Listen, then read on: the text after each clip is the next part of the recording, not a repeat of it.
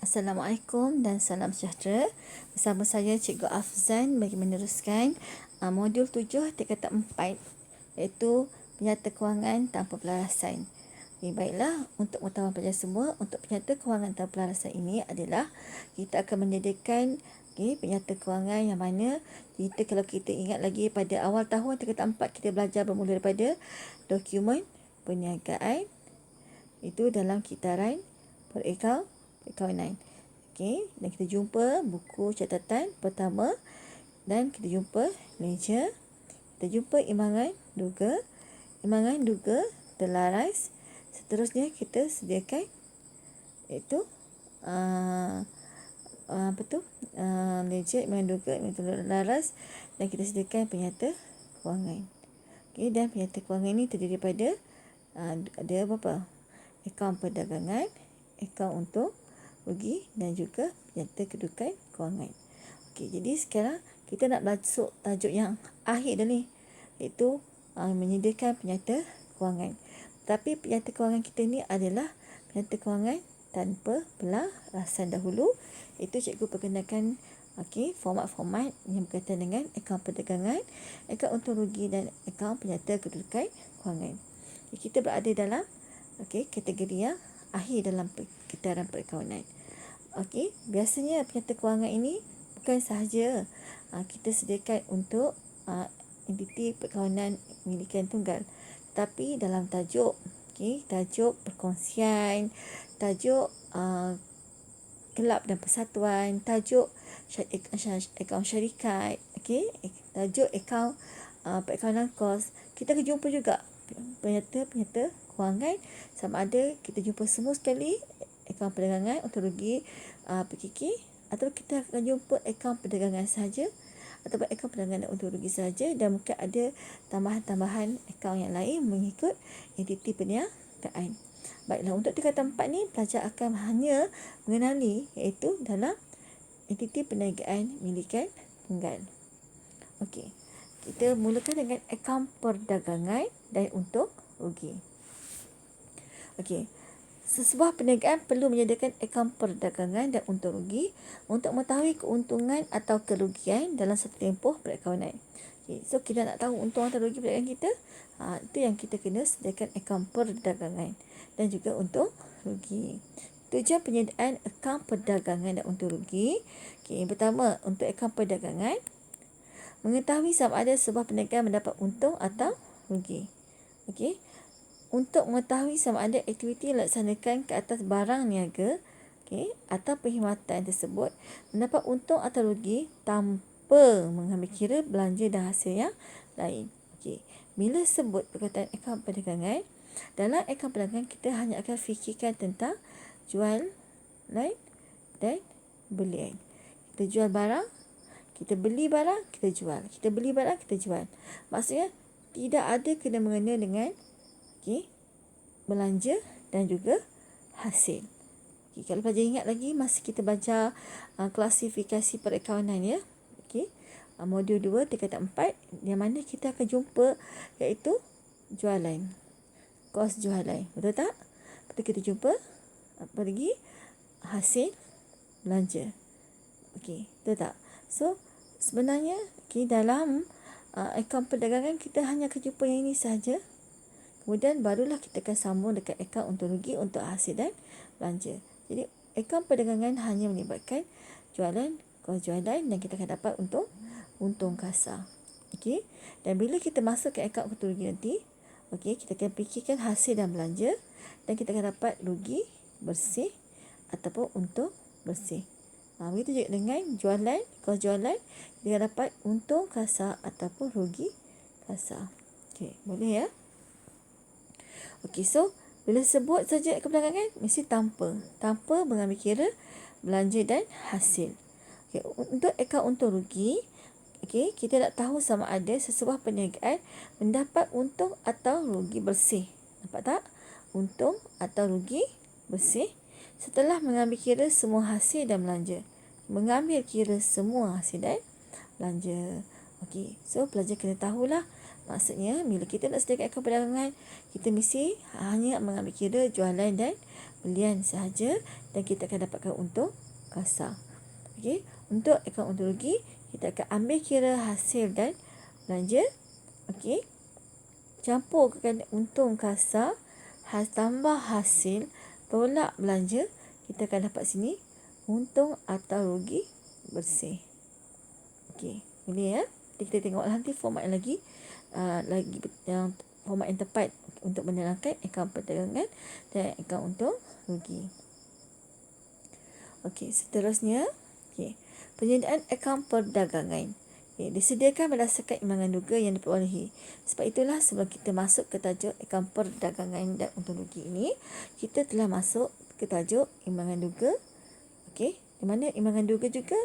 Okey, selepas itu kita akan buat pelarasan. Okey, lepas imbangan pelarasan, dalam kita dapat kawanan kan, dokumen, buku catatan pertama, ledger. Lepas tu imbangan duga. Lepas tu kita buat pelarasan. Imbangan duga terlaras, barulah kita penyata kewangan. Okey, so sebelum kita nak buat penyata kewangan ni, kita akan buat imbangan duga terlaras. Sebab itulah, dalam tajuk yang mula-mula ni, sebelum saya nak pergi jauh pada pelarasan, kita hanya akan buat akaun perdagangan dan untung rugi tanpa pelarasan. Maksudnya yang dua ni belum masuk lagi. Kita hanya sampai imbangan duga, terus kepada penyata kewangan. Nanti kita akan advance sikit, masuk pelarasan, buat imbangan duga terlaras, baru buat penyata kewangan. Okey, boleh ya? So sekarang kita ambil yang ini dulu, basic saja dalam imbangan duga. Sebab itu kita sediakan imbangan duga dulu, baru kita sediakan penyata kewangan. Okey, betul-betul yang terlibat daripada jualan bersih dan kos jualan. Okey, so apa kita akan dapat? Untung atau rugi kasar. Maksudnya jualan bersih tolak kos jualan. Okey, so maksudnya di sini adalah, nanti saya akan tunjuklah format sebenar kat mana yang dikatakan jualan bersih, apakah dia kos jualan. Okey, tapi buat masa ni untuk dari segi formula yang paling simple, jualan bersih, tolak kos jualan. Okey, maksudnya sekarang, contohlah kita ada barang berharga RM3. Contoh ya. Okey, masa beli barang ni berharga RM1.50. Okey, berapa kita untung? Jadi RM3 tolak RM1.50, kita untung RM1.50 lah. Itu maksud dia.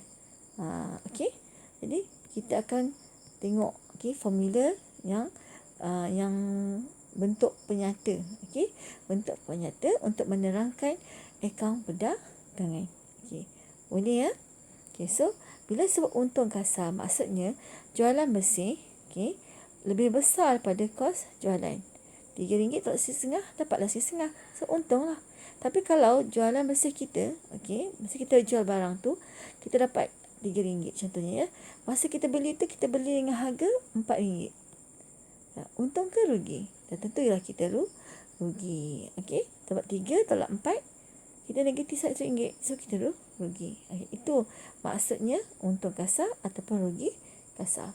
Okey, faham ya? Okey, untung atau rugi bersih, perniagaan dipindah ke dalam penyata kedudukan kewangan di bahagian ekuiti pemilik. Ini kalau kita buat rugi bersih. Tapi kalau untung kasar dengan rugi kasar macam mana? Bila untung kasar dan rugi kasar, kita hanya akan bawa kepada untung adalah hasil. Untung adalah hasil. Rugi adalah belanja. Maksudnya kita akan masukkan untung kasar ke dalam hasil. Kalau rugi kita masukkan ke bahagian belanja. Yang mana kita akan masukkan semasa kita menyediakan akaun untung rugi. Boleh ya? Seterusnya penyediaan akaun perdagangan bentuk T dan format penyata. Kita ada dua format ya. Ada dua format yang biasa dalam SPM memang banyak keluar soalan bentuk penyata. Tapi pelajar digalakkan mengetahui kedua-dua formula sama ada bentuk T dan juga bentuk penyata. Bentuk T betul-betul direkod di bahagian debit atau di bahagian kredit. Jualan diletakkan di bahagian kredit. Kos jualan diletakkan di bahagian debit. Pelajar ingat lagi tak konsep boleh? Debit, kredit. Betul tak? Aset, liability, belian atau belanja, jualan atau hasil ekuiti pemilik. Jadi nampak tak jualan? Jualan berada di bahagian kredit. Itu maksud dia. Okey. Dan kos jualan diletakkan di bahagian debit. Okey, maksudnya ialah kita nak dapatkan untung atau rugi kasar. Okey, boleh ya? Okey, untuk format penyata tidak perlu menunjukkan bahagian debit dan kredit. Okey, kita lihat. Untung kasar atau rugi kasar. Untung atau rugi kasar diperolehi pada akaun perdagangan hendaklah dipindahkan ke dalam akaun untung rugi untuk mencari untung bersih atau rugi bersih. Okey, sebab apa? Sebab untung kasar yang kita dapat dalam akaun perdagangan itu adalah hasil. Kalau rugi kasar dia adalah belanja. Sebab itu kita kena masuk dalam akaun untung rugi. Untung kasar akan dikreditkan ke dalam akaun untung rugi. Okey. Kreditkan. Untung kasar dikreditkan. Manakala rugi kasar akan didebitkan. Sama juga dalam konsep uplift tadi. Okey. Di bahagian debit, di bahagian kredit. Kat sini ada hasil. Kat sini ada belanja. Okey, maksudnya kalau kita untung, sebab itu dia berada di bahagian kredit. Sebab dia adalah hasil. Kalau dia rugi, apa sahaja yang menyebabkan kerugian, dia adalah belanja. Maka dia berada di bahagian debit. Okey, sebab itu ayat dekat sini dikata untung kasar akan dikreditkan. Itu maksud dia. Okey. Manakala rugi kasar akan didebitkan. Okey, faham semua? Ya, inilah bentuk akaun untung rugi bagi tahun berakhir 31 Mac 2017. Kita boleh nampak kat sini ya. Okey, ini adalah untung kasar di bahagian kredit. Di bahagian debit adalah rugi kasar. Nampak tak? Sebab ini adalah hasil dan di sini adalah belanja. Okey. Akaun untung rugi bagi tahun berakhir 31 Mac 2017 ini adalah bentuk penyata. So, untung kasar tambah hasil. Okey. Kalau ada belanja, untung kasar tambah hasil tolak belanja. Okey. Itu cara dia. Okey ya. Okey, seterusnya penyediaan akaun untung rugi. Disediakan dengan mengambil kira semua hasil dan belanja. Maaf ya. Salah tulis tu, typo. Okey. Mengambil kira semua hasil dan belanja yang terlibat dalam sebuah perniagaan bagi satu tempoh perakaunan. So, pun sama. Kita akan sediakan dalam bentuk T dan bentuk penyata. Sama macam kita sediakan akaun perdagangan tadi. Okey. Tidak perlu menunjukkan bahagian debit atau kredit kalau bentuk penyata. Bentuk penyata tak perlu tunjukkan debit kredit. Tapi mesti ada dalam format yang betul, iaitu ada laju-laju dia ya. Okey. Kita tengok format bentuk T untuk akaun untung rugi. Untung bersih atau rugi bersih. Untung bersih atau rugi bersih. Untung bersih atau rugi bersih diperolehi hendaklah dipindahkan ke dalam akaun modal perniagaan tersebut. Jika perniagaan mendapat untung bersih, menambahkan modal perniagaan. Kalau rugi bersih, mengurangkan modal perniagaan.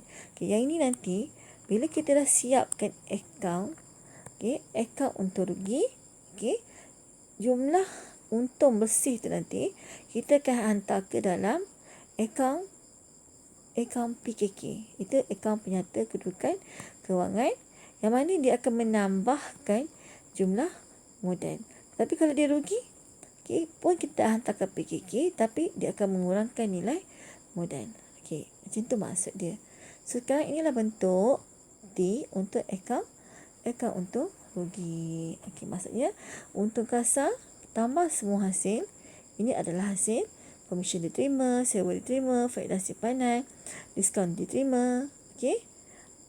Apa saja yang hasil. Banyak lagi ya, kalau pelajar ingat lagi tajuk bab 2 dulu kita belajar klasifikasi perkawanan, antaranya lagi hasil apa dia. Komisen diterima, betul tak? Apa lagi? Untung atas pelupusan aset. Juga hasil. Nampak tak? So, berhati-hati dengan beberapa perkataan. Komisen diterima, sewa diterima. Kalau sewa saja bukannya hasil. Tapi kalau diterima, hasil. Faedah atas simpanan. Kalau faedah atas pinjaman, dah belanja. Diskaun diterima juga hasil. Okey, kalau kita dapat rugi kasar pula di akaun perdagangan, okey, kita akan bawa ke sini. Ini untung kasar. Kita bawa ke kredit. Rugi bawa ke debit, tambah dengan semua belanja yang ada. Itu gaji, iklan, angkutan keluar, air dan elektrik ataupun kadar bayaran, faedah atau pinjaman, insurans, belanja am.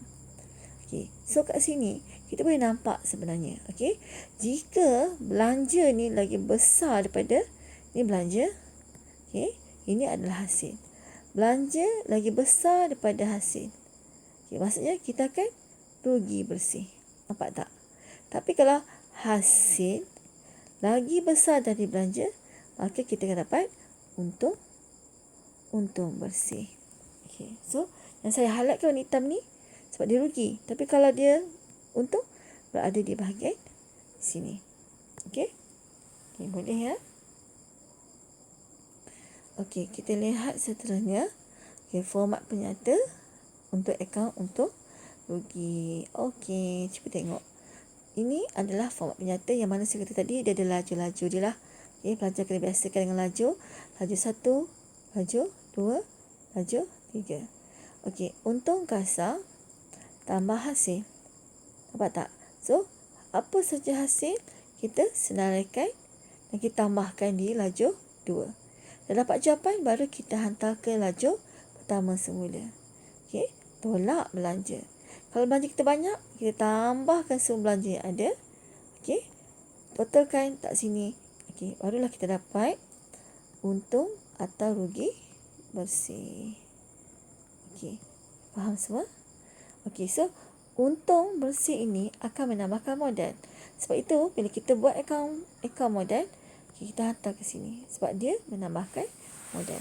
Kita pun tahu, dalam konsep uplift, modal berada di bahagian kredit. So, dia menambahkan modal. Tapi kalau kita dapat rugi bersih, kita akan hantarkan rugi ke bahagian debit akaun modal. Okey, boleh ya? Okey, seterusnya ialah penyata kedudukan kewangan. Format penyata kedudukan kewangan. Okey, penyata kedudukan kewangan disediakan pada akhir tempoh perkawanan. Okay, pelajar ingat lagi, masa kita buat, kita dalam perkawanan, akhir sekali kita kena buat penyata kewangan. Kita buat akaun perdagangan, akaun untung, rugi, last sekali PKK. Yes, PKK ni kena sediakan lah. Sebab apa? Sebab, okay, kita kena sediakan pada akhir tempoh perkawanan selepas penyediaan akaun perdagangan dan untung, rugi. Tujuan dia untuk apa? Kita nak senaraikan semua aset dan liability perniagaan. Tadi masa kita buat akaun perdagangan, ingat lagi tak? Kita hanya bincangkan dalam akaun perdagangan, kita hanya bincangkan akaun jualan dan belian. Dalam akaun untung rugi, kita hanya bincangkan tentang hasil dan belanja.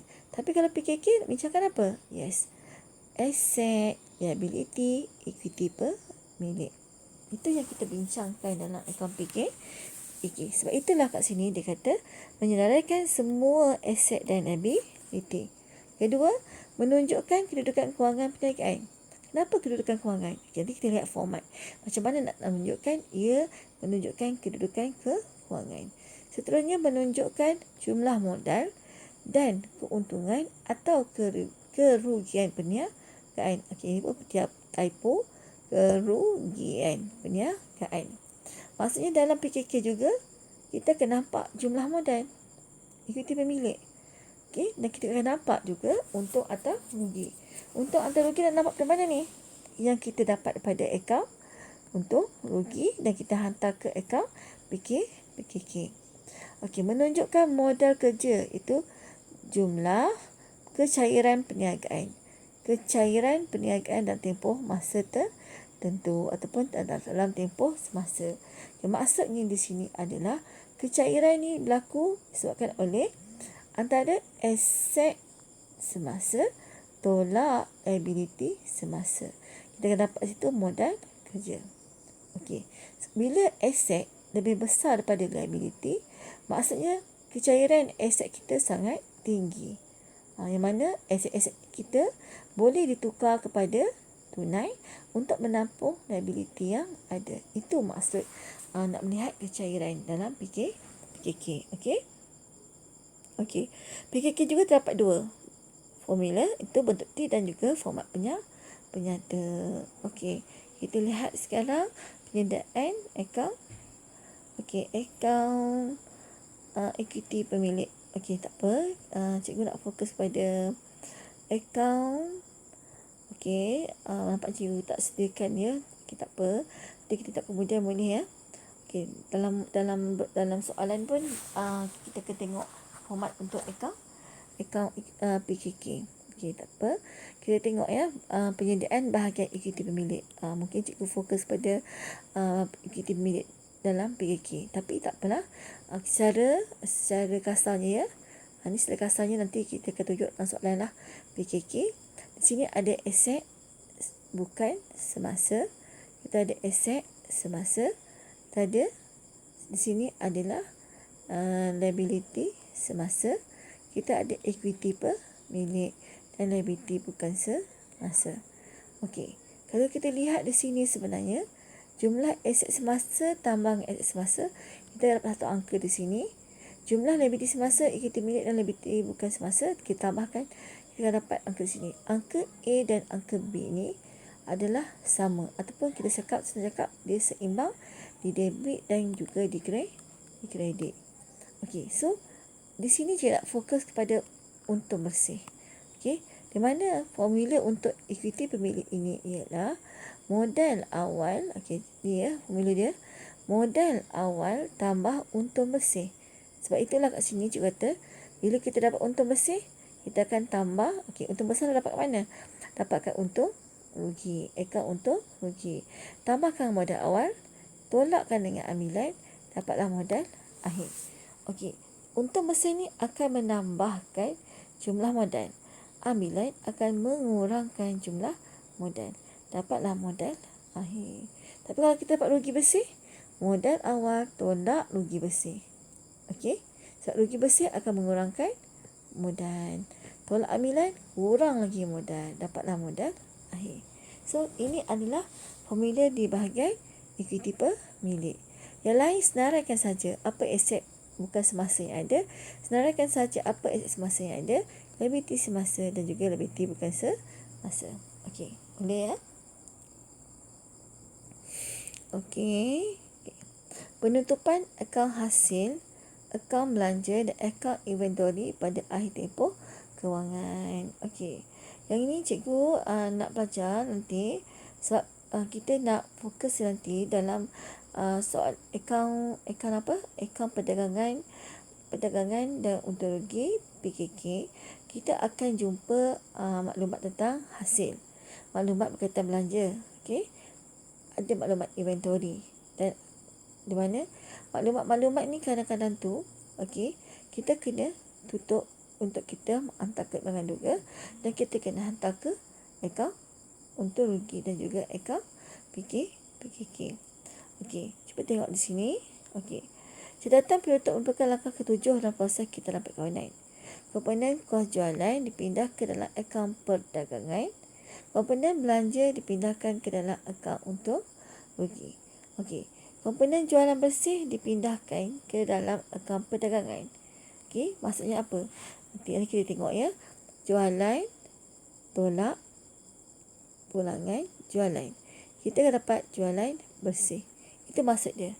Komponen jualan bersih dipindahkan ke dalam akaun perdagangan. Maksudnya, sekarang ini adalah untuk format akaun perdagangan. Okey. Seterusnya, komponen hasil dipindahkan ke dalam akaun untung rugi. Okey, maksudnya nanti bila kita nak buat akaun perdagangan dan untung rugi, kalau di-combine, kalau asing-asing lah, kalau kita dalam soalan SPM mesti di-combine akaun perdagangan dan untung rugi. Maksudnya nanti dia dapat jualan bersih, kita akan adalah dia punya format dia. Last sekali kita akan dapat untung kasar. Untung kasar ni adalah akhir untuk akaun perdagangan dan kita akan tambahkan dengan akaun hasil. Tolak belanja, dapat untung bersih. Okey, so sebab itu dia kata komponen hasil dipindahkan dalam akaun untung rugi. Kenapa? Sebab kita nak tambahkan dengan untung kasar, tolakkan belanja, dapatlah untung bersih. Okay, akaun inventory dipindahkan ke dalam akaun perdagangan. Ya, inventory kita akan masukkan dalam akaun perdagangan. Okey, semasa kita menyediakan belanja atau pembelian. Okay, sebab itu yang ini adalah sampai jualan bersih saja. Nanti jualan bersih akan tambah dengan inventory awal. Ada lagi pengiraan dia ya. Okey pelajar. Okey. Kita lihat penutupan akaun hasil dan akaun belanja. Okey. Hasil dan belanja hanya perlu dikira dalam tempoh perkawanan semasa saja.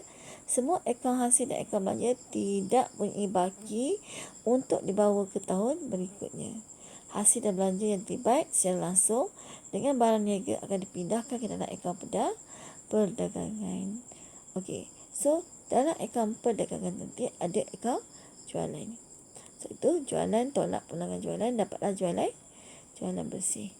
Kos jualan pula adalah, kita nampak tak? Anggota masuk, upah atas belian, duty import, inventory awal, belian, pulangan belian, insurans atas belian. Banyak ya dalam kos jualan ni. Okey, jadi pelajar akan ini secara cikgu akan tunjuk nanti dengan lagi jelas. Okey, di mana dia akan bermula dengan belian. Okey, belian, tolak, pulangan, belian. Okey. Bila kita dah tolak, kita akan dapat sini belian bersih. Belian bersih ni kita akan tambahkan dengan charge-charge yang lain iaitu cikgu gunakan singkatan paling mudah A, Audi, A, anggota masuk, U, upah, okey, D, duty import, okey, I, iaitu insurans atas belian Audi. Sebab itu belian bersih tambah dengan Audi. Kita akan dapat sini kos belian. Okey. Boleh ya? Yang ini adalah untuk pengiraan nak dapatkan kos jualan. Sebab apa? Kos belian nanti kita akan tambahkan dengan inventory awal. Okey, nanti dalam format kita tunjuk dengan lebih jelas lah. Okey, ini banyak ketahui je dulu. Apakah komponen-komponen dalam kos jualan. Okey, dan masa yang sama dalam kos jualan nanti, kita akan buat inventory awal. Inventory awal tambah dengan belian. Okay, tapi sebelum tu belian tu kita tolakkan dengan pulangan belian. Okey, pulangan belian tambah ke empat-empat ni, iaitu angkutan masuk, upah atas belian, duty import dan insurans atas belian. Ataupun kita panggil dia sebagai Audi. Okey, seterusnya. Okey, dipindahkan ke dalam akaun perdagangan. Okey, masa kita nak tutup semua akaun inventory, okey, so kita belajar kena tahu akaun inventory ada dua, satu inventory awal, satu inventory akhir. Okey, nilai inventory awal akan didebitkan dalam akaun perdagangan. Kenapa? Okey, maksudnya inventory awal ni bila kita debitkan ke dalam akaun perdagangan, maksudnya nanti itu adalah modal ataupun barang yang kita nak jual. Okey, itu barang pada tempoh perniagaan yang lepas yang tidak habis dijual, dibawa kepada tahun semasa. Okey, seterusnya inventory akhir pula ialah direkod di bahagian debit akaun perdagangan. Kenapa direkodkan bahagian debit akaun perdagangan? Okey, sebab inventory akhir ni pula adalah dia adalah aset kepada perniagaan. Okey, sebab itu didebitkan dalam akaun perdagangan. Okey. So, lain-lain hasil dan belanja terlibat dalam perniagaan bukan atas aktif barang niaga boleh ditutup dan dipindahkan ke dalam akaun untung rugi. Maksudnya, okey, bila kita dah tutup inventory awal, inventory akhir, dua komponen lagi yang perlu kita tutup juga itu hasil dan belanja. So, hasil dan belanja ni banyak. Dan itulah kita akan masukkan dalam yang hasil untuk hasil, yang belanja untuk belanja. So, pelajar kita mahir lah komponen-komponen hasil dan belanja. Banyak ya komponen hasil dan belanja. Okey, sebab akaun nyata ditutup. Okey, akaun nyata ialah akaun aset, akaun liability, akaun modal.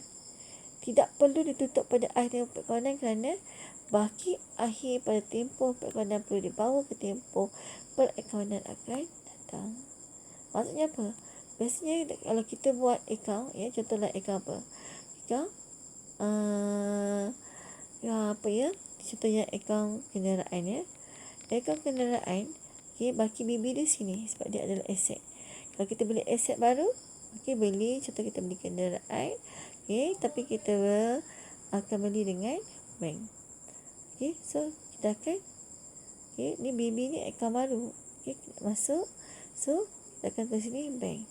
Maksudnya kita ada beli aset kenderaan yang baru. Nampak tak? Okey. Lepas tu, pada akhir tempoh atau akhir tahun, okey, perlu tak kita tutup akaun kenderaan ni? Okey. Kita kena, okey, dia apa? Aset, liability, modal. Tak perlu ditutup pada tempoh perkawanan kerana baki akhir bawa tempoh perkawanan akan datang. Okey, kita akan bawa sini kepada HB. Betul tak?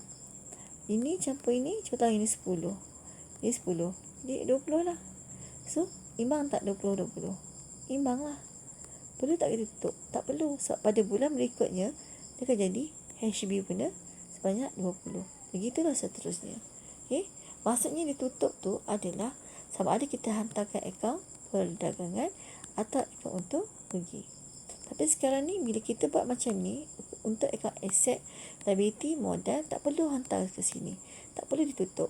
Terus kita akan BBHB, BBHB, begitulah seterusnya. Kenapa? Sebab okay, kita akan bawa ke tempoh perkawanan akan datang. Okey, baki-baki akaun nyata ni juga akan menjadi baki awal pada tempoh perkawanan tahun berikutnya sebagai catatan pembukaan. Ini namanya catatan pembukaan. Okey. Boleh, ya? Okey, so nampaknya cikgu rasa nota kita bagi tajuk milikan tunggal tanpa peralasan ini telah cikgu selesaikan. Okey, insyaAllah pada kelas akan datang cikgu akan tunjukkan contoh soalan bagi milikan tunggal. Okey, untuk format ni dahulu secara jelas kerana biasanya dalam akaun milikan tunggal ni kita akan terus combine dengan peralasan. Tapi tak apalah, kita pelan-pelan dulu.